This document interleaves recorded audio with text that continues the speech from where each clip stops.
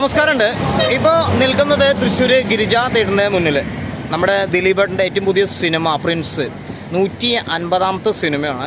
അപ്പോൾ സിനിമ ഇപ്പോൾ കാലത്ത് 12 മണിയുടെ ഷോ കണ്ടു കഴിഞ്ഞിട്ടാണ് ഇപ്പോൾ തിയേറ്ററിൻ്റെ മുന്നിൽ നിന്നാണ് സിനിമയെക്കുറിച്ചിട്ടുള്ള ഒരു റിവ്യൂ ചെയ്യുന്നത്.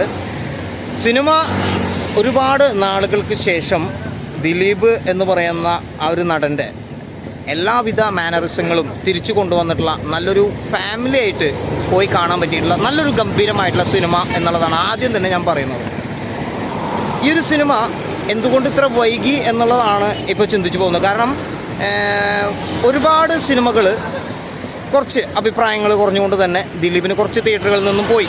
അപ്പോൾ വിവാദങ്ങൾ ആളെ പറ്റിയുള്ള പ്രശ്നങ്ങളെല്ലാം നിലനിന്നുകൊണ്ട് തന്നെയാണ് ആ ഒരു സിനിമകൾക്കെല്ലാം കൂടുതൽ നെഗറ്റീവ് വന്ന് എന്നുള്ളത് ഉറപ്പായിട്ടും പറയാം. എങ്കിലും കൂടിയിട്ട് ഒരു ആവറേജ് അഭിപ്രായം വന്നാൽ ഒരു കാലത്ത് ബോക്സ് ഓഫീസ് അടിച്ചു പൊട്ടിക്കുന്ന ഒരു അത്രമാത്രം പവർഫുള്ളുള്ള ഒരു നടനാണ് ദിലീപ്.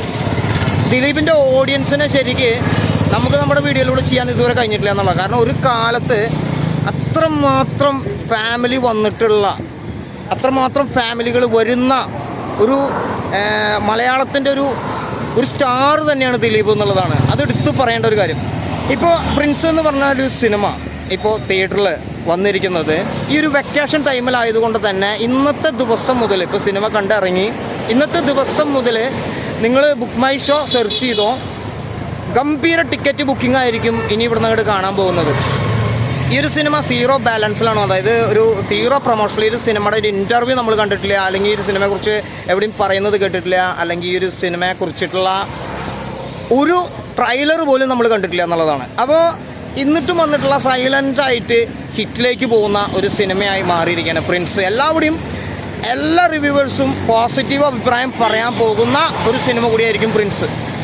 ദിലീപിൻ്റെ കോമഡി അതുപോലെ തന്നെ ഇമോഷൻ എല്ലാം കൂട്ടിച്ചേർത്തുകൊണ്ട് ഫാമിലിക്ക് വേണ്ടിയിട്ടുള്ള അല്ലെങ്കിൽ ഒരു സിനിമ കാണുന്ന ഒരു പ്രേക്ഷകന് വേണ്ടിയിട്ടുള്ള എല്ലാ ചേരുവകളും ചേർത്തുകൊണ്ടാണ് ഈ പ്രിൻസ് എന്ന് പറഞ്ഞ സിനിമ ഈ ഒരു പുതിയ സംവിധായകൻ ഒരുക്കി വച്ചിരിക്കുന്നത്.